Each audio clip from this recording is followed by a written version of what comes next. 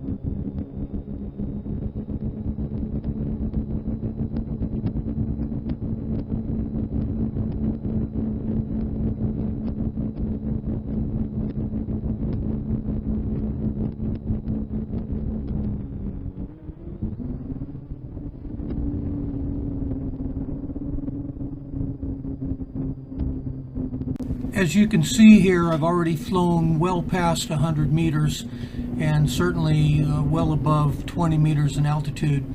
But I'm going to just keep flying on out here a little further to a known distance here. The peninsula at the center of the screen there, that's right around 600 meters. And so I just decided to fly to that because it is a known distance. So it looks to me like, at least from these tests here, that the settings in the VAST software relative to height and distance have no effect whatsoever on your ability to fly beyond those settings. So I thought that was kind of interesting, and interesting to note also, I think that I pointed out earlier, the firmware version on my version 3 Black CG035 is the very early version 1 firmware.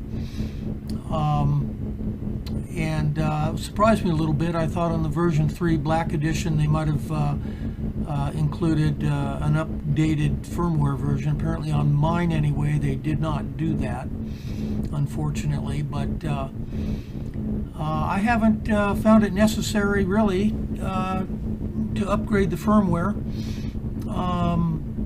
Seems to fly fine the way it is. I've modified some of the other PIDs in the firmware a little bit just to see if I could smooth it out a little bit.